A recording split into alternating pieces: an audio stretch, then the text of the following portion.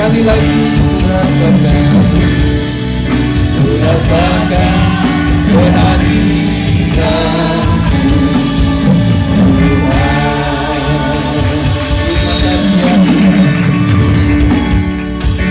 Terima kasih sungguh kami merasakan kehadiran Tuhan, dan kami sangat percaya ketika Engkau hadir, Engkau akan melakukan mujizat-Mu atas kami Tuhan. Mujizat kesembuhan, mujizat terlepas daripada keletih lesuan hidup kami Tuhan. Kami percaya Tuhan izinkan segala sesuatu untuk mendatangkan segala kebaikan, membuat kami tahu tentang yang baik dari Tuhan, tentang apa yang selama ini kami miliki, dan kami percaya Tuhan izinkan kami untuk mengalami ketiadaan supaya kami menentukan hidup kami lebih baik lagi, bahwa sesungguhnya orang-orang yang terdekat kami adalah orang-orang yang Tuhan utus untuk membentuk kami, mengasihi dan menyayangi kami Tuhan. Lain kali ajarkan kami untuk lebih lagi menghargai yang ada. Dan kami ucap syukur Tuhan untuk waktu ini. Kami akan dengarkan firman Tuhan. Siapkan hati kami menjadi tanah yang subur. Dalam nama Yesus roh jahat yang akan mengganggu kami hancurkan di dalam nama Yesus Kristus. Kami siap diberkati. Yang percaya katakan amin. Silakan duduk. Salam saudara sekalian. Puji Tuhan, hari-hari ini kita boleh mengalami semua adalah izin Tuhan. Kita menyadari bahwa apa yang selama ini ada kita mungkin kurang mensyukuri saudara. Tetapi dengan ketiadaan, maka orang itu memperhatikan dan mengasihi atau menyayangi yang sudah tidak ada pada kita. Oleh sebab itu kita mengucap syukur atas kesehatan, mengucap syukur untuk suami, mengucap syukur untuk istri, untuk anak-anak yang selama ini mungkin bawel sama kita, tetapi ketika mereka sudah gak ada baru tahu bahwa mereka sangat berguna bagi hidup kita. Saudara, kita akan berbicara mengenai iman dan terobosan keuangan, saudara. Nah, ada aliran teologi kemakmuran mengatakan bahwa umat Tuhan yang diberkati itu harus kaya. Tapi ada juga teologi penderitaan yang mengatakan umat Tuhan yang menderita adalah orang yang dekat sama Tuhan dan juga dicintai Tuhan. Nah, kita teologi apa, saudara? Ya, GBI menyatakan bahwa kita adalah teologi penata layanan yang bertanggung jawab sesuai yang Tuhan percayakan saja kepada kita. Ada orang yang harus dipanggil menjadi martir, dia harus menderita sampai akhir hidupnya. Tetapi ada orang-orang yang dipanggil untuk diberkati, tetapi harus menjadi berkat seperti Abraham. Itulah saudara keadaan kita. Makanya ketika ada yang sedang berlelah, sakit, atau menderita, kita tidak boleh menghakimi. Ketika ada orang yang lebih kaya dari kita, kita tidak boleh ngomongin secara negatif dan tidak boleh iri hati, saudara. Ada lagu lama, saudara, biar aku miskin di sini tetapi kaya di sorga. Nah, itu saya pikir lagu itu sebagai penuguhan buat orang tua kepada anak-anak. Nah, gak apa-apa ya kita miskin di bumi, nanti kita kaya di sorga. Tetapi anak-anak berpikir, papi mami, di sini kan butuh kaya juga. Saya kan butuh kuliah. Apalagi cita-cita saya untuk luar negeri, membutuhkan biaya yang banyak. Ya sudahlah nak ya, kita berjuang bersama-sama. Kemudian saudara sekalian, kita melihat bahwa kemiskinan itu sangat mengerikan di beberapa tempat. Karena ada orang yang harus mengemis, ada juga yang mesti menjual anak-anaknya kepada orang-orang yang tidak bertanggung jawab. Atau banyak hal, ada orang-orang yang ya udahlah nak, kamu gak bisa kuliah, kamu ke luar negeri sajalah menjadi seorang tenaga kerja Indonesia yang ada di luar negeri. Tetapi di negara tertentu kita melihat cerita mereka tidak menghargai namanya pekerjaan yang dilakukan. Mereka ada dilecehkan, ada juga yang tidak digaji sesuai dengan waktunya, dan kemudian ada yang dijerat seperti itu. Kalau mereka nggak punya ongkos nggak akan pulang ke Indonesia. Ada beberapa yang handphonenya itu memang disita dan tidak boleh berkomunikasi kepada KBRI maupun keluarganya. Nah, saudara, apakah masih mau keluar negeri, saudara? Yang bagus keluar negeri itu kalau misalnya tukar mahasiswa, itu bagus, saudara. Dan mungkin ada ahli-ahli tertentu yang mereka ada di luar negeri, mereka sangat dihargai. Dan saya cukup banyak melihat kok orang-orang Indonesia yang ada di luar negeri yang berhasil. Karena saya juga suka nonton YouTube yang berasal dari Indonesia, yang mereka menyuguhkan apa adanya. Ada orang apa adanya betul-betul. Saya menderita di sini, jangan dengan pesan jangan sampai engkau pengen ke sini sesungguhnya seperti ini. Tetapi ada orang-orang yang berhasil juga yang kita acungi jempol, mereka bisa punya rumah di Amerika. Untuk dapatkan green card aja sudah susah, saudara. Tetapi ada orang yang mendapatkan rumah, bisa beli sendiri, kemudian mobilnya juga bagus. Ada juga orang-orang Indonesia. Makanya orang itu bilang begini, Indonesia ini kurang apa ya? Mereka itu di luar negeri menjadi orang-orang yang memang dipakai. Kadang di negara sendiri malah nggak dipakai, saudara. Makanya orang-orang, yaudahlah kita ke luar negeri saja supaya kita lebih merasa dihargai. Nah, saudara, Martin Luther mengatakan bahwa bertobat itu adalah membuka hati, setelah itu membuka dompet. Hari ini kita sedang berbicara mengenai keuangan, saudara. Saudara habis liburan toh, sudah mulai kempes-kempes nih dompet, dan ya sudah kita belajar bersama-sama bagaimana Alkitab menyuguhkan tentang kebenarannya. Uang adalah kebutuhan manusia. Amin. Saudara butuh uang. Tetapi meskipun orang bilang uang adalah segalanya, tetapi memang tidak segalanya bisa diantisipasi, disolusikan dengan uang. Misalnya kebahagiaan dan juga damai sejahtera yang sejati. Saudara, kita melihat tukang becak kadang-kadang tidur di becaknya bisa sampai lama, saudara. Sembari dia mesti dengar samping kiri kanannya mesti metro mini lewat. Tetapi kadang-kadang kita di hotel yang bagus, di kasur yang cukup empuk, yang kita sudah beli puluhan juta, udah empuk sekali, tetapi susah juga tidur. Nah, itu nggak bisa dibeli oleh uang, saudara. Ya, jangan pikir saudara saya akan mencari damai sejahtera dengan memiliki uang yang banyak. Tetapi saya berdoa supaya kita sekalian punya uang yang banyak, supaya saudara bisa menjadi berkat buat orang lain. Kalau tidak punya uang, saudara, kita cuma berpikir, aduh kasihan tuh orang ya, aduh kasihan loh dia, aduh bagaimana ya cara menolongnya. Sebatas itu, sehingga buat orang berpikir waktu ada kelelahan tertentu, Anda itu tidak cukup dengan cuma share tentang pesan di WA, tetapi alangkah baiknya pesannya itu adalah food online begitu loh. Nggak cuma ucapan happy birthday ya, God bless you ya, kiranya diberikan kesehatan ya, sepanjang umur ya.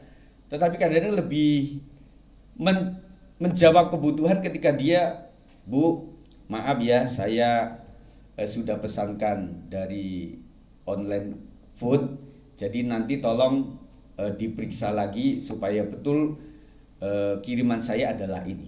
Setelah nyampe kasih kabar ya Bu. Nah itu saya pikir, aduh Bu, rasanya ini yang menjawab kebutuhan. Nah makanya kita tuh pengen perkunjungan Bapak Ibu Saudara. Tetapi kalau perkunjungan dengan tangan kosong juga nggak enak. Mesti ada tanda tangan, buah tangan, kok tanda tangan. Mesti ada buah tangan yang harus dikasih. Tetapi kita mesti bertanya juga waktu itu di rumah sakit, yang boleh sama dokter dan tidak boleh apa.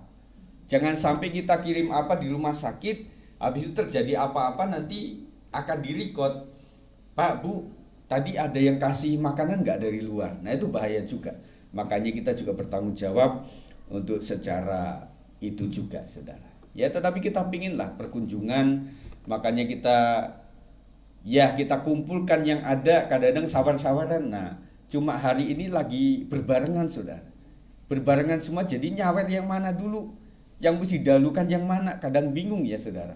Tetapi intinya bahwa Gereja Tuhan juga ingin memperhatikan yang seperti itu. Pembacaan kita di dalam 1 Timotius 6 ayat 22b sampai 10 kita akan baca sama-sama saudara. Ya. Masih ngantuk-ngantuk bisa berdiri sebentar? Yuk kita berdiri saudara supaya semangat. 1 Timotius 6 ayat 2b sampai 10 saya akan membaca mulai ayat 2b kemudian sambung sinambung bergantian dengan saudara. Ajarkanlah dan nasihatkanlah semuanya ini. Silakan. Jika orang mengajarkan ajaran lain dan tidak menurut perkataan sehat, yakni perkataan Tuhan kita Yesus Kristus, dan tidak menurut ajaran yang sesuai dengan ibadah kita. Melihat di belakang saya bisa saudara. Ia adalah seorang yang berlagak tahu, padahal tidak tahu apa-apa. Penyakitnya ialah mencari-cari soal dan bersilat kata yang menyebabkan dengki, cedera, fitnah, curiga.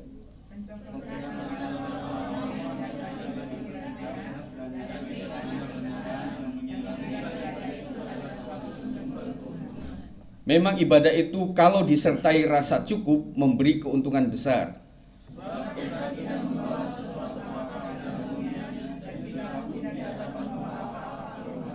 Asal ada makanan dan pakaian cukuplah.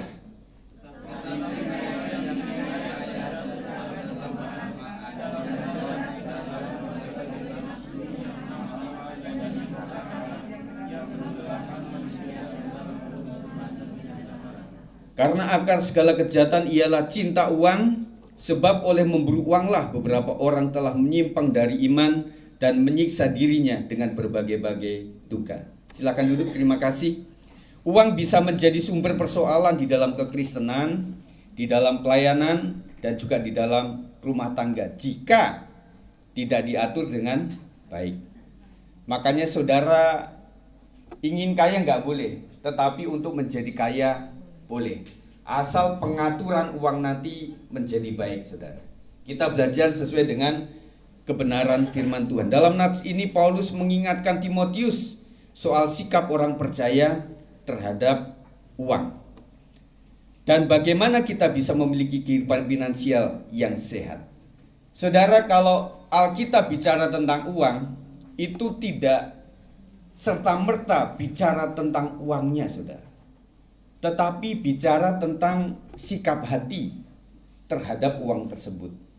Saya percaya kok Tuhan bisa memberkati kita seperti berkat Abraham. Tetapi yang paling penting adalah sikap kita ketika punya uang banyak. Waktu kita punya uang 1 juta saudara, kita di mall, kita di ITC, jalan kita udah beda. Cara kita tanya kepada orang toko pun juga beda. Cik, ini berapa nih? Nggak ada yang lebih bagus lagi. Wah, bisa begitu saudara. Tetapi kalau di dompet tinggal 100 ribu, mikirin nanti pulang, beli tiket KRL cukup enggak, sisa kurang lebih 50 ribu. Kita bilang sama anak yang kecil, dek, kita hari ini nggak usah makan bakso ya. Karena Tuhan bilang puasa itu bagus loh, dek. Artinya bahwa orang menjaga uangnya dengan cara seperti itu. Tetapi saudaraku yang dikasih oleh Tuhan, bagaimana kita bisa memiliki kehidupan finansial yang sehat? Tuhan sudah kasih solusi kepada setiap kita. Sekali lagi saya katakan bahwa apapun yang dikatakan Alkitab tentang uang itu adalah masalah sikap hati. Kita melihat bahwa itu dimulai sejak awal ketika Abraham harus menyerahkan Ishak anak tunggalnya. Itu masalah kemauan, kerelaan atau tidak. Saudara bisa bayangin sebagaimana beratnya Abraham ketika saudara melihat anak saudara sakit. Ya, si Ishak itu dicarinya susah, dapatnya susah saudara. Zaman dulu nggak ada bayi tabung. Nggak ada model misalnya, kalau misalnya orang butuh anak itu masih bisa yang namanya kisah Abraham kepada Hagar. Itu kisahnya begini, itu boleh kamu ambil sebagai istri, kemudian anaknya menjadi anaknya Sarah. Seharusnya begitu. Makanya Sarah itu ngamuk ketika dudukannya tetap saja itu anak Hagar yang disebut Ismail. Makanya diusirlah oleh Sarah. Waktu itu cuma itu, dengan cara itu yang bisa. Makanya kenapa laki-laki yang tidak punya anak, karena istrinya dia bisa mengambil yang lain. Ya. Jadi memang Alkitab waktu itu masih kasih respon, oke silahkan. Tetapi catatan membuktikan seenak-enaknya berpoligami tetap tidak enak. Karena dia mesti berbagi, saudara. Ya, kalau yang di madu itu tidak punya anak. Kalau dia punya anak, loh, kalau anaknya yang kandung 2 dan kemudian diambil itu anaknya 2 lagi, minimal kita punya tanggung jawab 4 orang untuk masa depan dia. Ya, apapun itu Bapak Ibu Saudara, anak-anak muda jangan pernah berpikir poligami. Monogami aja susahnya minta ampun. Mesti ngopenin sampai berlelah-lelah, saudara. Ya kan? Makanya kita bersyukur bahwa masih sehat semuanya. Terima kasih ya Mak sudah bikin kopi. Terima kasih ya Pak udah nyuciin motor, sudah beresin tempat gudang dan sebagainya. Nah, kita harus memang mulai sekarang berkata kepada suami atau istri, terima kasih ya Bang, terima kasih ya Mak sudah kerja keras untuk keluarga. Itu harus ada, saudara. Mungkin saudara kurang dari itu. Makanya ketika istri sudah nggak ada atau suami tidak sedang bersama kita merasa aduh ternyata kurang. Setelah dia pulang baru kita, Mak makasih ya untuk selama ini. Makanya ada hari ibu. Nah, sebaiknya hari ibu dipakailah anak-anak untuk membuat mamamu itu tidak beres-beres, tetapi anaknya yang masak, kemudian anak laki-lakinya yang beres-beres ngepel, dan kemudian bapaknya mencuci. Nah, itu alangkah baiknya. Cuma masalahnya hari bapak nggak ada. Ya, ada ya kapan itu Bu. Tapi nggak populer, nggak sepopuler hari ibu. Nah, saudara, uang bisa menjadi sumber persoalan dalam kekristenan, dalam pelayanan juga begitu.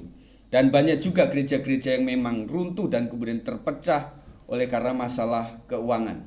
Makanya ada satu gereja yang komisi tertentu ketika uangnya sudah ada, kalau bisa uang misi di setiap tahun itu harus habis.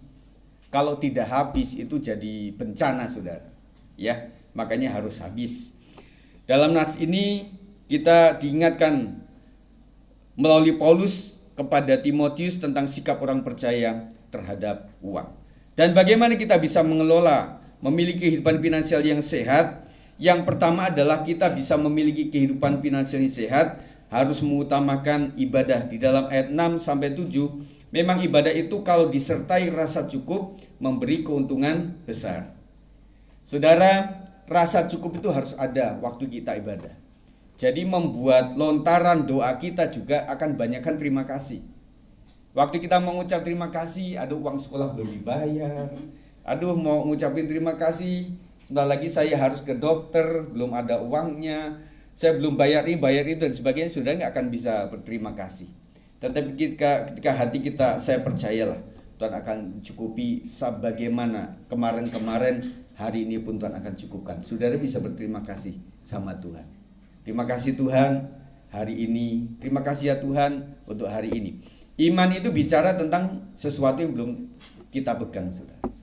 Jadi dengan iman kita bersyukur dan kita percaya, Tuhan terima kasih ya Tuhan untuk kesembuhan ini. Meskipun masih pusing-pusing luar biasa, ini nggak bisa tidur, pusing lulu, sakit gigi lah, dan kemudian migrain lah. Tetapi saya percaya bahwa Tuhan akan sembuhkan saya. Terima kasih untuk kesembuhan ini ya Tuhan. Nah, anak kita bilang, mama kayak orang yang nggak waras saja, belum sembuh udah ngucap terima kasih untuk kesembuhan. Tetapi itulah iman kita, saudara. Sebab kita tidak membawa sesuatu apa ke dalam dunia, dan kita pun tidak dapat membawa apa-apa keluar. Saat firman Tuhan menyatakan kita tidak membawa apapun ke dalam dunia dan kita pun tidak membawa apa-apa keluar, kita diingatkan tentang begitu fananya uang, saudara. Begitu fana itu artinya ya kita butuh, tetapi uang itu di sesi tertentu tidak bisa menjawab kebutuhan pribadi kita. Begitu fananya uang. Saya tadi pagi melihat sebuah video animasi, saudara. Orang yang begitu bergumul dengan handphonenya, ada yang bergumul dengan medsosnya, akhirnya berujung kepada dia masuk liang lahat. Ya, siapa yang telah pernah melihat itu, saudara? Begitu fananya segala yang kita miliki. Orang bertanya, Pak, kalau misalnya kalau orang sudah meninggal itu apakah dia masih ingat dengan orang-orang di dunia ini? Makanya kepercayaan kita, selama 100 tahun atau 100 hari atau mungkin 7 hari itu masih ada di sekitaran kita. Ya, kadang orang bilang gini, Pak Gembala, terima kasih ya, dia sudah mengucapkan terima kasih sama Bapak untuk pelayanan hari ini. Ya, saya bilang terima kasih, sampaikan terima kasih.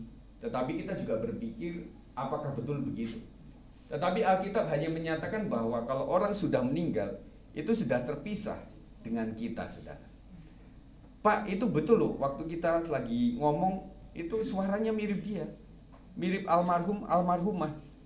Makanya kita kasih sejenis sesaji, saudara, kesukaan dia. Kesukaannya apa itu? B1 atau B2. Kita sampaikan di kamar dia, begitu ya. Nah, ada 2 yang bertipe di dalam kehidupan sosial itu. Yang pertama, kalau orangnya sudah nggak ada, semuanya jangan ada di rumah. Bahkan ada ketika orang udah meninggal, sampai rumah kenangan itu dijual supaya nggak keinget-inget lagi. Tetapi ada tertentu yang itu harus tetap ada, cangkirnya mesti tetap ada supaya ketika kangen, si cangkirnya opung udah enak nih di atas sana ya. Emang di atas, saudara? Ada yang begitu, saudara. Kalau Bapak Ibu, saudara bagaimana? Saya tidak kasih keputusan apa-apa, saudara. Tetapi intinya adalah ketika orang sudah meninggal, kita sudah terpisah. Tidak ada sangkut paut lagi. Dan artinya jabatan dia, kemudian titel dia, harta dia, itu akan ditinggalkan begitu saja. Yang lebih penting adalah mengutamakan ibadah atau kesalahan hidup yang harus terus-menerus dipupuk di dalam hidup kekristenan kita semasa kita hidup di dunia. Jadi untuk kekekalan, masa yang kita sedang atur adalah ketika kita masih hidup di dunia ini. Jadi makanya saudara, di sini ada kayak huruf M, ya. Jadi ini mengisahkan tentang kita harus ingat bahwa suatu saat kita akan mati, saudara. Kenapa orang itu masih mau jalan-jalan menjelang dia mati? Karena nggak tahu kok dia itu mau mati, saudara. Kalau dia tahu mau mati, tentunya dia nggak akan jalan, saudara. Waktu kecelakaan kemarin, seorang ibu itu punya firasat, kenapa anakku 2 ini ikut mobil travel itu dan dia ditelepon nggak bisa, bagaimana, anaknya masih kecil, saudara. Dan akhirnya juga meninggal dunia. Dan kita nggak tahu, saudara. Kemarin itu saya doa kenceng kepada jemaat Tuhan, tolonglah jemaat Tuhan sedang traveling, yang sedang ada di mana-mana, saudara. Saya peduli mendoakan mereka itu, meskipun kadang-kadang mereka juga nggak ingat untuk minta didoakan sama gembalanya. Tetapi itulah yang menjadi olahan hati gembala itu. Tuhan tolonglah dimanapun, mau darat, laut, udara, tetap aman dalam perlindungan Tuhan. Itu doa kami. Dan ketika saudara ada di tempat ini, aman sudah ya, meskipun ada sakit-sakit saudara masih datang, itu adalah sebuah kemuliaan yang saudara bisa terapkan di tempat ini. Saudara, ibadah atau kesalahan itu memberi keuntungan besar, terutama tentu bagi kehidupan rohani kita yang semakin hari semakin bertumbuh dewasa, semoga, dan menuju kepada kekekalan. Semakin kita berumur, harus kita semakin dewasa. Meskipun secara medis mengatakan bahwa orang semakin umur itu akan semakin menjadi anak kecil lagi dan lupaan lagi, tetapi kita tetap menghargai bahwa opa udah mulai umur dan mulai harus kita perhatikan mereka. Nah, anak-anakku sekalian, mulai perhatikan orang tuamu, karena orang tua itu semakin umur semakin raganya semakin rapuh. Apalagi yang punya titipan sakit, tentunya ada sesuatu yang kalian pikirkan. Selama ini ekonomi keluarga siapa yang pegang? Dan kita harus betul-betul konsentrasi. Makanya pada hari ibu itu kita laksanakan untuk menghormati para ibu yang sudah jerih payah selama ini. Hari Bapak kita buat sendiri nanti, supaya menghargai para bapak-bapak saudara. Nah, kita melihat ini harus ada karena apa ya? Ketika melihat bahwa keluarga salah satu sakit, dan kemudian saya berpikirnya siapa yang peduli terhadap mereka itu? Hanya keluarga kecil dia, hanya keluarga besar dia. Jemaat bagaimana? Gembala bagaimana? Kadang situasinya bisa gampang saudara. Kalau cuma 1-2 yang sakit kita akan kunjungi. Tetapi kalau sudah berbarengan, kita mengunjungi juga persoalan. Belum tadi yang saya katakan di awal itu, kita mesti buah tangan, mesti ada. Dan ketika kita kunjungan, di foto salah, enggak di foto salah. Kita mau foto, janganlah Pak, orang lagi sakit kok di foto. Tapi ada juga lagi sakit gini. Loh, ini yang sakit mana Pak? Itu yang begini. Oh, ternyata dia ingat bahwa kalau di selfie, di foto, itu harus mukanya yang bagus. Dia lupa bahwa dia sakit. Tetapi ada orang yang gak bisa apa-apa, janganlah Pak, jangan di foto. Ya sudah, makanya beberapa saat saya fotonya itu cuma nomor kamar. Saya foto sajalah, saya ada di sini, gitu ya. Karena ada jemaat juga, Pak Gembala masa nggak kunjungan sih, ada yang sakit. Nah, saya lapor. Nah, lapornya bagaimana? Kalau per jemaat saya WA, tidak semua saya punya WA jemaat. Akhirnya saya di medsos, akhirnya semua yang bukan jemaat juga mengikuti itu semuanya. Jadi kayaknya kok beritanya susah melulu gitu ya. Tetapi ya itulah sebenarnya yang harus kita lakukan. Nah, saudara sekalian, yang kedua adalah mencukupkan diri dengan berkat-Nya. Yang kedua, kita bisa memiliki kehidupan finansial yang sehat adalah dengan mencukupkan diri dengan apa yang ada pada kita. Ayat 8 mengatakan, asal ada makanan dan pakaian, cukuplah. Belajarlah bersyukur dengan yang ada. Ah, masa sih Pak, asal makanan pakaian ada cukup. Emang kita nggak butuh transportasi dan sebagainya. Tetapi saudara, saya berpikir bahwa Tuhan berkata tentang sesuatu yang sangat esensial, sesuatu yang sangat primer. Ya, kan ada kebutuhan primer, ada kebutuhan sekunder. Nah, zaman itu saudara, makanan cukup, pakaian itu adalah kebutuhan primer. Nah, hari-hari sekarang primer kita beda-beda saudara. Saudara, kalau saudara melihat orang kaya, saudara bayangkan apa sih? Bayangan kita cuma pengen kayak dia. Enak loh dia, pakaiannya bagus loh, mobilnya banyak loh, rumahnya bagus loh. Wah, setiap itu dia punya healing itu model beda. Kalau kita healing kan di samping rumah sama ayam sedang berkokok, itu seneng kita healing gitu loh. Kemudian ada kolam tetangga, kita cuma mancing-mancing meskipun nggak dapat seharian, tetapi healing kita seperti itu. Enak sekali loh, dia bisa ke mall-mall, dia bisa ini ganti-ganti begitu ya. Nah, kalau kita kan bertanyanya, kita mau healing kemana? Di rumah aja lah nak, lebih sehat. Apalagi musim corona, musim flu batuk ya, kamu jangan kemana-mana, di rumah saja lebih sehat. Dalam hati anaknya berpikir, mama nang adong hepeng aja, ngomongnya begitu. Ya saudara, tetapi kita bisa bayangkan nggak, ketika orang punya, itu konsekuensinya banyak loh saudara. Jadi rumah yang gede, tanah yang gede, itu juga pajaknya gede saudara. Kemudian mobil yang punya kelas, itu pajaknya juga gede. Habis itu spare part, kalau sudah 5 tahun ke atas, itu lebih gede lagi. Dan kita mikirin kan enaknya saja saudara. Mendingan kita ini yang setiap hari bisa ganti mobil, namanya Grab saudara. Ntar Innova, ntar Ayla, ntar Agia. Wah, apalagi ke pesta, Bu, mobilnya baru ya? Oh iya, ini baru. Padahal nggak tahu. Datangnya kita pakai Innova, pulangnya pakai Avanza. Wah, mobilnya ada 2 ya Bu. Ya, puji Tuhan lah, doakan saja. Cuma begitu saudara, bener nggak? Jadi kita tuh diambil yang membuat kita gembira saja lah. Hati yang gembira kan adalah obat. Daripada kita pengen dan kayak punggung merindukan bulan, nggak kecapek-capek, udahlah yang ada saja lah. Kita syukuri apa yang ada, karena hidup adalah anugerah. Jadi saudara, ayat ini ingin mengajar kita tentang bagaimana kita bisa bersyukur dengan pemberian Tuhan. Bersyukur sajalah. Istriku kayak gitu, bersyukur saja Pak. Bapakku kayak gitu, suamiku itu, ya bersyukur sajalah. Gak ada lain, saya gak ada lawan. Cuma satu-satunya di bumi ini. Karena sidik jari kita cuma satu, saudara, nggak akan ada orang yang menyamain kita, dan syukuri sajalah. Nah, ketika kita minim untuk mensyukuri itu, makanya Tuhan kasih sebuah tanda. Bapaknya sudah nggak bisa kerja atau mamanya sudah nggak bisa kerja. Akhirnya anak-anak juga berpikir, wah, ternyata selama ini kehadiran dia itu luar biasa untuk keluarga kita. Mari nak, setelah dia sembuh, nanti kita ucapkan syukur ya. Makasih ya Pak, makasih ya Ma, sudah openi saya, sudah melahirkan saya, sudah biayai saya untuk hidup. Karena di kota, saudara, kebutuhan uang itu luar biasa. Kemanapun kita butuh uang. Parkiran itu dikasih 1.000, saudara, dibuang sama dia, apalagi koin. Mesti 2.000, saudara.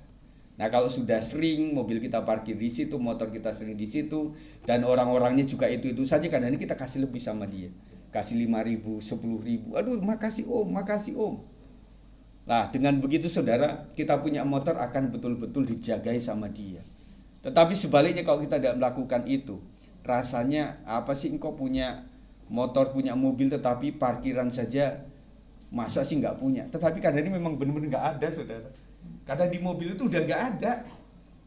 Kita cari-cari di laci-laci, adanya berapa? Ada 50.000 paling kecilnya. Masa kasih parkiran orang 50.000? Bang, nanti kembaliin ya sesuai itu. Nah dia aduh nggak ada ini. Wah, jadi kembaliin cuma adanya cuma 40.000 nih. Berarti parkirnya 10.000 ya. Ya sudah, kasih saja begitu. Itulah keadaan kita, saudara. Kemudian setelah bagaimana kita bisa bersyukur dengan pemberian Tuhan, apapun yang kita perlukan, yang kedua akan disediakan, dan itu cukup buat kita. Saudara sekalian, kita mau belajar mencukupkan diri dengan segala yang ada. Dan belakangan kita juga terhenyak dengan orang yang sudah biasa glamor, kemudian terakhir mesti pakai pakaian orange, dan akhirnya akun dia, medsosnya dihilangin semuanya. Dan kemudian ternyata ada netizen juga yang memang mengambil foto-foto lamanya, akhirnya diunggah juga waktu itu ya. Memang netizen itu jahat, saudara. Kita hidup dalam damai sejahtera jika bisa berkata cukup, dan merasa hidup tidak ada damai di dalam masalah jika selalu merasa kurang dan kurang lagi. Ibu-ibu tuh hebat loh, punya cara berpikir dan juga berkata. Kita suami suka ini, Mah, ini kok kurang asin. Iya, karena bapak kan nggak boleh terlalu asin, nanti tensinya tinggi. Wah, keren. Kenapa ini mah keasinan? Iya, nasi kita kan dikit Pak, beras lagi mahal, jadi supaya lauknya itu dikit-dikit tapi sudah mencukupi semuanya. Kadang-kadang kita orang pria ngomong sama wanita itu selalu kalah. Kenapa nggak ada daun bawangnya ini sayur? Nggak, itu sudah merata di situ, udah campur aduk di situ. Kenapa kurang air? Iya, minum saja, nanti kan ada air juga. Selalu ada jawabannya, saudara. Tetapi minimal adalah itu untuk meredam daripada kepahitan dan juga kemarahan kita. Jadi ibu-ibu hebat, sudah terbiasa modusnya begitu ya. Kalau ditanya ini, mesti jawabnya ini, seperti itu. Kemudian yang ketiga adalah kita bisa memiliki kehidupan finansial yang sehat jika mewaspadai jerat cinta kepada uang.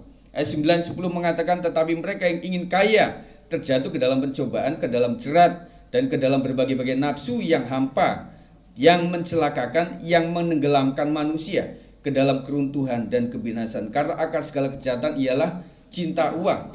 Sebab oleh memburu uanglah beberapa orang telah menyimpang dari iman dan menyiksa dirinya dengan berbagai-bagai duka. Uang selalu kita perlukan dalam segi kehidupan. Pelayanan pun juga membutuhkan uang. Saya pikir gereja sekarang sudah harus membutuhkan terlalu banyak uang. Gereja kecil, doakan supaya gereja itu menjadi besar. Dan ketika gereja menjadi besar, saudara, misalnya 5 kali lipat dari ini, kita kan mesti sediakan supaya podium nggak kosong, saudara. Akhirnya orang berpikir tentang singer yang tadinya 2, mesti 4 atau 6. Kemudian di sananya kosong, wah, mesti kita tambah musik lagi, tambah instrumen, tambah player lagi. Di sebelah sini masih kosong, membutuhkan choir lagi. Nah, akhirnya begitu banyak orang, kalau gereja sudah membiasakan dengan satu apresiasi tertentu itu juga mikir saudara. Akhirnya listrik semakin membengkak, kemudian juga harus ada semuanya, dan kemudian nggak mungkin gereja yang cukup besar itu kemudian kosong begitu saja.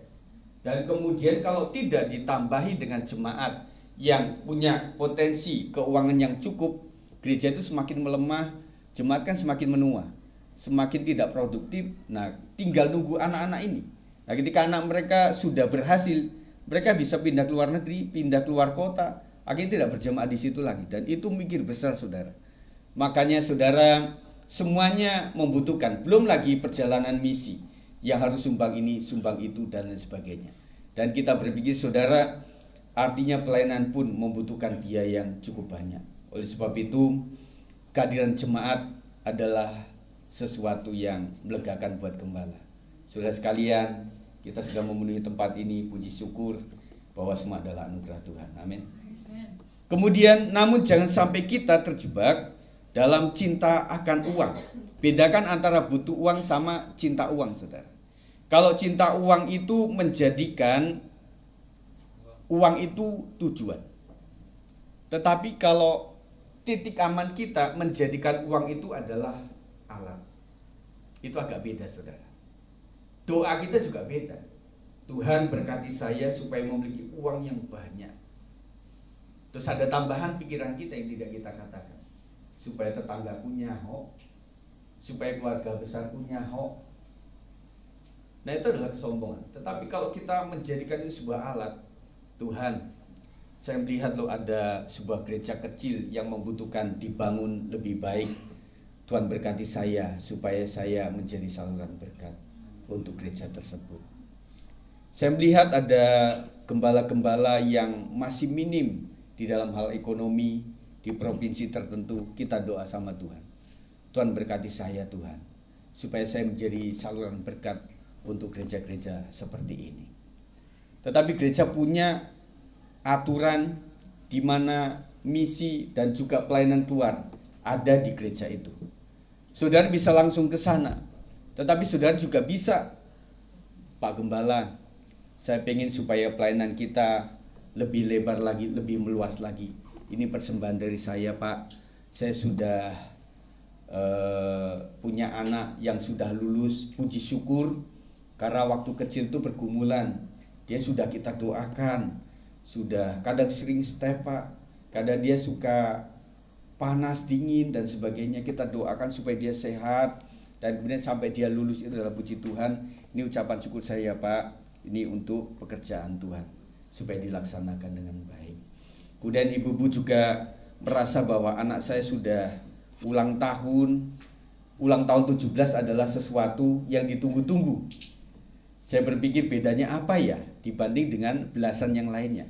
17 itu Pak, udah masa dimana orang sudah dewasa, punya SIM, surat izin memacari ke zaman dulu saudara. Jadi itu dirayakannya begitu luar biasa. Orang yang mampu kadang-kadang merayakan 17, 50 tahun itu dengan luar biasa. Kayak pernikahan saja itu dirayakan itu. Pak, ini ucapan syukur kami. Dan juga anak-anak kami sudah dibaptiskan, puji Tuhan. Ini adalah ucapan syukur buat gereja Tuhan supaya bisa mengerjakan pelayanan dengan lebih baik lagi. Terima kasih Pak untuk doa-doanya. Saya sudah sembuh dari sakit. Ini adalah ucapan syukur saya kepada Tuhan. Makanya saudara, di peti itu ada PK, itu adalah persembahan khusus yang untuk seperti ini. Makasih Pak, saya sudah bisa membangun toko yang baru. Ini persembahan dari saya ya, ucapan syukur saya untuk Bapak. Kemudian saya sudah diterima di pekerjaan yang baru Pak. Ini persembahan saya yang terbaik untuk Tuhan, karena semuanya adalah datang dari Tuhan. Nah, itu adalah sesuatu yang kita aplikasikan di dalam kehidupan kita. Orang akan lebih mudah mencukupi kebutuhan hidup dibanding gaya hidup. Setuju nggak saudara? Kebutuhan hidup itu cukup kok. Kadang orang juga cukup dengan HP yang masih jadul, HP Nokia misalnya. Tetapi Nokia juga ada yang mulai tidak jadul saudara. Kemudian ada Nexian waktu itu, sebenarnya cukup. Kebutuhan kita hanya di telepon orang, di SMS orang. Saya juga menelpon dan SMS orang, cukup kan? Tetapi untuk gaya hidup saudara, setiap tahun bahkan setengah tahun itu handphone sudah muncul lagi. Jadi variannya cukup banyak, saudara. Dan kalau sudah pengen gaya hidup, saudara, tetapi berbeda ketika sudah berpikir tentang masalah lag. Kalau saudara gamer itu butuh minimal RAM kan 6 GB, saudara.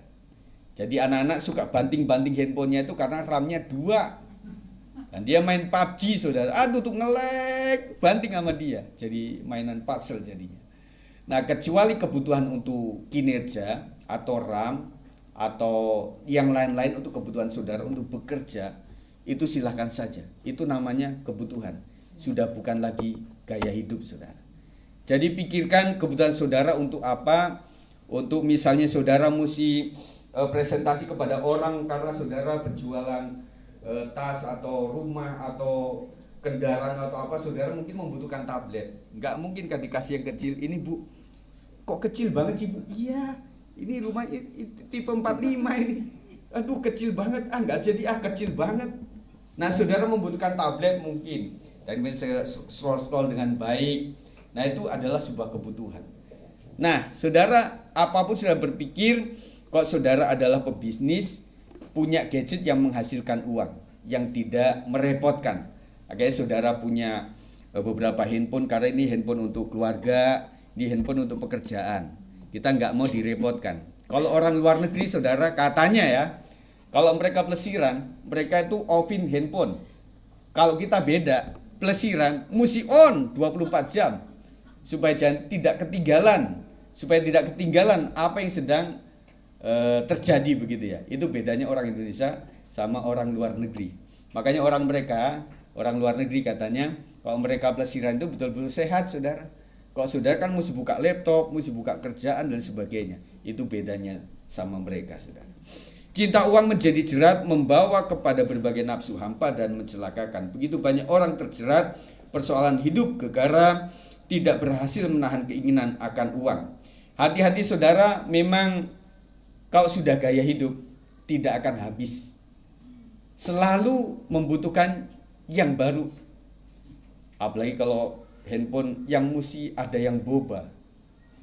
Kamera gede gitu ya. Padahal kamera mah tetap kecil ya. Tetapi itu binggainya kan gede gitu ya. Jadi orang nggak bisa beli iPhone, ya udah mirip-miripin iPhone. Tetapi itu HP Cina sebenarnya. Akhirnya orang ketika kenapa handphone itu mesti naruhnya begini, saudara? Tidak begini, ya, pasti begini, supaya dilihat sininya, belakangnya. Kalau saya ditaruh begini sama aja kelihatan nih, Oppo, ya. Tetapi ketika orang akhirnya menyamakan, bahkan brand tertentu itu menyamakan bobanya iPhone, wah. Tetapi saya pikir kalau sudah itu tersebar luas, sama aja orang tahu juga itu mana iPhone, mana yang bukan iPhone kan kelihatan juga. Wah, akhirnya ada yang tengahnya itu. Cari yang HDC. Kayak iPhone tetapi HDC, ngerti nggak? Itu persis mirip banget. Tetapi isinya tetap Android saja. Tetapi minimal kan orang lihat sininya kan. Mukanya begitu ya. Kalau ngomong gaya hidup, saudara, kita nggak akan habis-habis. Pakaian saja ya bersyukurlah saya ini dapat berkat dari adik-adik ipar juga. Kemudian saya juga ukuran gak berubah sejak saya lulus STH itu sampai sekarang. Berat saya dan kemudian tangan saya ini gak berubah-berubah, saudara. Jadi ya bersyukur saja. Sampai saya bingung, ini pakaian sudah terlalu lama ya. Waktu saya kuliah dulu masih ada, saudara, cuma agak cingkrang dikit gitu, tapi masih kepake. Ya, bersyukur saudara masih begitu. Daripada saudara pakai kaos kaki sebentar lagi keluar ventilasi karena bolong, mesti ganti lagi, saudara. Nah, puji Tuhan lagi anak-anak saya itu kan laki. Jadi meskipun mereka nggak suka ya bisa ada yang diturunkan gitu, diwariskan. Papa, warisan bukannya rumah, bukannya apa, masa warisannya celana. Tetapi itu ucapan syukurlah, saudara. Ya, hati-hati saudara ketika saudara memenuhi gaya hidup. Saudara bisa manfaatkan sesuatu yang kurang resmi, pinjaman-pinjaman dan sebagainya, itu akhirnya banyak. Akhirnya orang ikut trading, orang ikut ini, ambil ini, pinjem itu. Kalau itu untuk modal dagang silahkan. Tetapi kalau untuk keglamoran hidup, saudara, habis saudara pinjam kemudian belikan sesuatu yang manfaatnya tidak akan lama, saudara. Manfaat yang paling lama itu emas dan tanah. Kalau saudara punya uang yang cukup, belilah tanah atau emas. Nah, emas sekarang sudah naik gitu. 1 gram berapa? Ibu Nina berapa? Iya, lumayan sekarang. Masih sedikit yang murah. Ya, sudah, sebagai kesimpulan, kita bisa memiliki kehidupan finansial yang sehat jikalau yang pertama mengutamakan ibadah dan hal-hal rohani lainnya. Belajar saudara melakukan doa-doa setiap hari. Coba lakukan saja, enggak mesti lama. Tuhan Yesus, terima kasih pagi ini aku bangun. Terima kasih Tuhan berkati hari ini. Amin. Cukup kemudian melakukan pujian penyembahan. Saudara kalau tidak bisa melakukan itu, coba setel aja MP3. Kalau saudara buka YouTube, arahkan ke music. Tetapi kadang-kadang ada memorinya di situ. Tapi cari yang praise and worship, dengarkan saja. Dan kemudian kalau lagu itu bisa kita ikuti, itu lebih baik. Kemudian merenungkan firman siang dan malam. Waktu khotbah kita coba pakai itu. Setelah nanti ada videonya, saudara juga akan lihat ulang. Kemudian ada PDF yang saya share, saudara buka lagi. Itu caranya saudara, supaya kita nanti akan membuahkan hasil. Nah setelah itu semua kita lakukan, kita akan berakhir kepada aku serahkan hidupku untuk melayani pekerjaan Tuhan. Kemudian yang kedua adalah belajar mencukupkan diri dengan yang ada. Jangan suka membandingkan dengan berkat orang lain. Tadi saya sudah singgung ya, jangan cuma pengen kayanya, tetapi saudara bayar pajaknya, bayar ini itunya. Dan kalau kita sudah dianggap limpah, itu susah repot saudara. Karena orang juga datang ke kita minta pinjaman. Kalau kita nggak tolong ya bagaimana, nanti dianggap sombong, itu susah saudara. Kalau saudara nggak berkelimpahan, kadang orang nggak banyak datang sama kita. Kita yang banyak datang sama orang, betul nggak? Nah, lebih suka yang mana saudara? Ada seorang jemaat dulu teman saya itu, dia tidak pengen dilihat bagaimana dia punya kekuasaan dan bagaimana dia hidup di pinggir. Dan punya rumah bangun di tempat yang dekat-dekat hutan gitu, jadi orang nggak kenal dia. Nah kadang-kadang repot saudara. Ya, tetapi kalau saudara memang bisa mengatur semuanya, kita bisa menjadi berkat buat orang lain. Karena jika kita setia, berkat itu akan turun pada waktunya. Diberkati tetap untuk menjadi berkat buat orang lain. Amin saudara. Jadi tunggu waktunya Tuhan sajalah. Kalau kita memang setia, tentu akan Tuhan berkati pada waktunya. 1 Petrus 4:10 mengatakan lainnya seorang akan yang lain sesuai dengan karunia yang diperoleh tiap-tiap orang sebagai pengurus yang baik dari kasih karunia Allah. Kita itu adalah pengelola, bukan pemilik saudara. Kalau misalnya ada orang datang ke kasir, ke bank, kemudian saya punya uang 500 juta. Kemudian saya bilang ke kasir, Mbak, tolong ya, saya akan mengambil uang saya. Jadi saya akan ambil 100 juta. Oh jangan Pak, jangan 100 juta lah, 100.000 aja. Kita marah nggak saudara? Kita akan marah loh. Teller itu kan cuma pengelola yang bagaimana memasukkan uang, mengeluarkan uang sesuai dengan aturan bank. Nah Tuhan juga begitu saudara. Tuhan sudah kasih sama kita. Dan ketika Tuhan minta sesuatu kepada kita, karena oh jangan Tuhan, jangan. Nah saya pikir saudara, kalau saudara pelesiran 100.000 itu nggak ada angka yang terlalu banyak. Apalagi anaknya 4 saudara, makan bakso sudah berapa? 4. Kemudian belum jusnya saudara. Apalagi di tempat wisata tertentu lebih mahal saudara. Betul nggak? Tetapi kadang kalau untuk pekerjaan Tuhan, saya jarang melihat di sini ada kolektor ratusan ribu. Itu sayang, betul nggak? Tetapi kalau di tempat wisata saudara, kadang-kadang kita membeli ini, wah terlalu gampang sekali. Berarti kita mulai ingat lagi bahwa kita harus mulai menata hidup kita supaya kita bisa memberikan yang terbaik untuk Tuhan. Yang ketiga, tidak terjebak kepada cinta kepada uang, tetapi menjadikan uang itu sebagai alat untuk kemuliaan nama Tuhan. 2 Korintus 9:10 mengatakan ia menyediakan benih bagi penabur dan roti untuk dimakan. Jadi setiap berkat itu ada bagian untuk ditabur lagi saudara. Dan benar ada yang dimakan. Ya, ada yang ditabur, ada yang kita bisa makan. Setiap penghasilan saudara itu ada bagian yang mesti ditabur kepada yang lain. Nah, saya berpikir juga kenapa ya kita barengan, ada yang sakit bareng-bareng, bermasalah bareng-bareng gitu ya.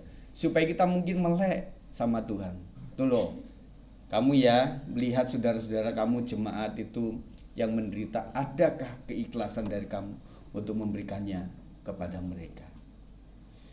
Saudara sekalian, Amsal 10 ayat 22 mengatakan berkat Tuhanlah yang menjadikan kaya, susah payah tidak akan menambahinya. Saya menghargai susah payah kita. Tetapi kalau Tuhan gak memberkati saudara, kalau Tuhan sudah tutup pintu, itu bagaimanapun gak akan terbuka saudara. Tetapi sebaliknya kalau Tuhan sudah buka pintu, apapun halangan dari manusia, saudara akan tetap diberkati oleh Tuhan. Ada seorang kaya, John Davison Rockefeller, yang dia itu waktu usia 50 tahun dia mengalami kanker usus. Dan dikatakan dokter stadiumnya sudah sangat tinggi dan 3 bulan lagi lah kau akan tinggalkan dunia ini. Seorang yang kaya raya, dia berpikir untuk apa semuanya. Akhirnya dia lalu memutuskan untuk menyumbang ke tempat amal, ke tempat pendidikan. Dan akhirnya dengan dia mengalirkan berkat-berkatnya kepada yang lain. Umur 88 tahun baru dia dipanggil oleh Tuhan. Kurang lebih saya hitung ada 38 tahun usia bonus dari Tuhan. Ini bagi orang yang kaya bisa mencontoh ini. Ketika saudara diizinkan sakit, untuk apa semuanya? Ya memang ada sih untuk anak, untuk warisan dan sebagainya. Tetapi buat pribadi dia, kayaknya nggak berharga hidup ini. Orang berharga itu waktu sehat saudara. Ketika orang jadi wali kota dan sehat, ketika jadi gubernur dan sehat, ketika jadi jenderal dan sehat. Nah saya melihat jenderal tahun-tahun 70, 80 itu sekarang sudah mulai menua. Udah top, tua, ompong dan peot. Dan mereka ya meskipun tetap ada kekuatan itu, tetapi sudah nggak ada daya lagi. Udah banyak digantikan oleh anak-anak yang muda. Dan kita nggak bisa mempertahankan itu. Akhirnya dia mendapatkan bonus untuk memiliki usia 38 tahun lagi, dan itu adalah berkat Tuhan. Kemudian kita yang mencontoh yang kedua adalah orang yang miskin dari Ishak. Dia adalah menabur di tanah Filistin. Mari pemain musik. Dia betul-betul dalam kekeringan di tanah orang, tetapi dia rajin menabur. Akhirnya Ishak itu diberkati luar biasa. Kejadian 26 ayat 1 sampai ayat 12 sampai 13 mengatakan maka menaburlah Ishak di tanah Filistin itu, dan dalam tahun itu juga ia mendapat hasil 100 kali lipat sebab ia diberkati Tuhan, dan orang itu menjadi kaya, bahkan kian lama kian kaya sehingga ia menjadi sangat kaya. Di F saja sayang.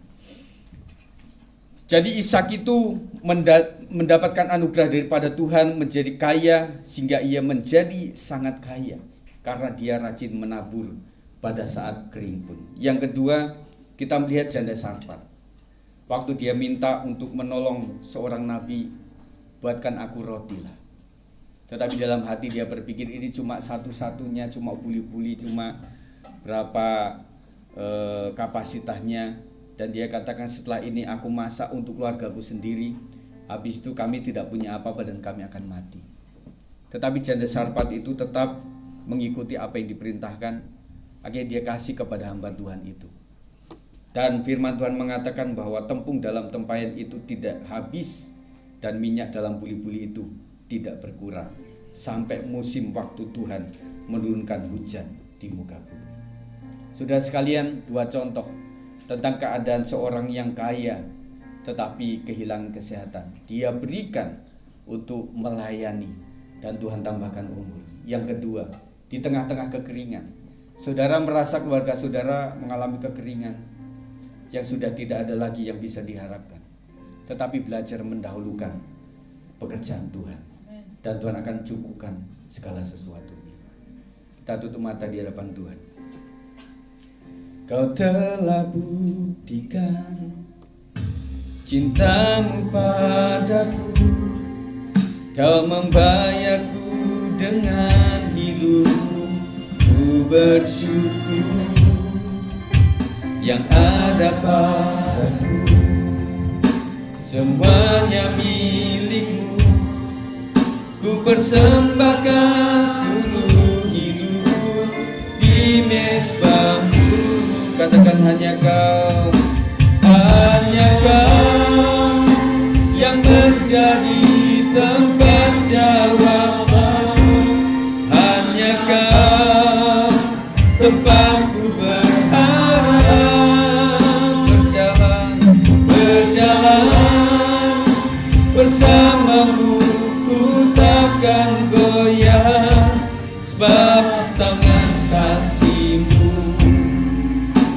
sedia bagiku, selamanya kau ku cinta. Saudara sekalian, memang uang adalah kebutuhan kita. Oleh sebab itu kita sadarkan diri bahwa ini adalah hanya alat saja. Kalau Tuhan kasih kelimpahan, itu membuat aku harus menaburkan benih, supaya kita bukan menjadi Kristen sumur yang air tidak bisa kemana-mana. Kok seandainya sumur itu misalnya ada bangkai atau apa, itu tidak bisa teratasi dengan baik. Selain menguras, atau orang-orang di kampung ada musim menutup sumur itu dan gali yang lain. Tetapi jadilah Kristen sungai yang ketika itu kelimpahan air itu dialirkan lagi. Ada namanya laut mati, tetapi ada juga laut Galilea. Kenapa laut Galilea itu terlihat subur dan lebih mengeluarkan hasil yang luar biasa dibandingkan laut mati? Namanya juga laut mati. Ketika dia dapat aliran, maka dia bekukan di situ dan akhirnya menjadi tidak ada kehidupan. Tetapi sungai Galilea tidak seperti itu. Dia alirkan lagi dan akhirnya sungai itu menjadi hidup. Mari saudara sekali kita berdoa kepada Tuhan. Saudara, pertama saudara renungkan kebaikan Tuhan, dan saudara ucapkan syukur kepada Tuhan. Terima kasih Tuhan, anakku sudah sembuh. Terima kasih Tuhan, kau sudah berkati tokoku, warungku.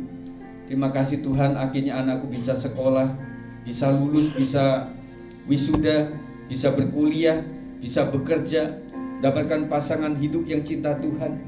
Saudara ucapkan syukur kepada Tuhan sekarang ini. Mari saudara bersyukur kepada Tuhan. Terima kasih ya Tuhan untuk berkat-berkat-Mu selama ini. Yang ada dengan hari-hari kami sering tidak mensyukurinya. Kami terlupa bahwa itu adalah berkat dan juga anugerah Tuhan. Kami harus mensyukuri itu Tuhan. Terima kasih untuk kesembuhan, terima kasih untuk kesehatan, dan juga untuk berkat-berkat Tuhan yang luar biasa. Meskipun banyak pengeluaran yang kami harus hadapi, tetapi toh kami masih bisa membayar. Itu adalah anugerah Tuhan. Dan yang kedua, saudara ingat bahwa ada orang dari sekitar kita, keluarga besar kita, keluarga besar jemaat yang sedang menderita sakit penyakit. Saudara paham itu siapa saja, saudara doakan mereka yang meminta kesembuhan daripada Tuhan. Tuhan yang mengalirkan roh kesembuhan atas mereka, Jehovah Rapha, turun atas mereka untuk menjadikan mujizat kesembuhan terjadi. Dan kami mendoakan untuk buat teman-teman kami Tuhan yang memiliki kesan hidup, perasaan hidup yang begitu tertanggung dengan banyak masalah, supaya Tuhan campur tangan. Kami percaya Tuhan bahwa Engkau berkata, marilah kepadaku semua yang letih lesu dan berbeban berat, aku akan memberikan kelegaan kepadamu.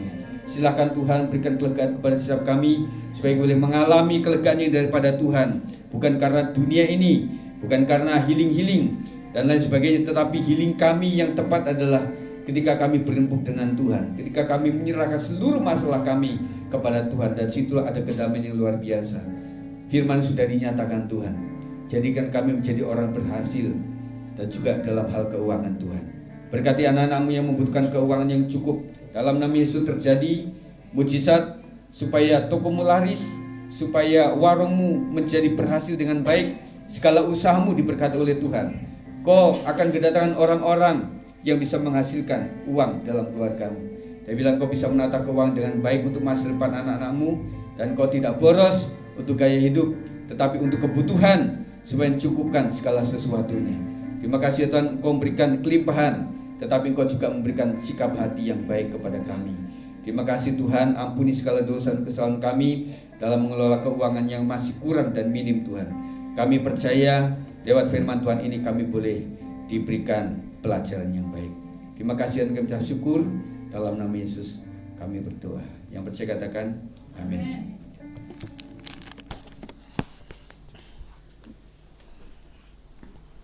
Mari Bapak Saudara, kita akan satu dalam doa syafaat.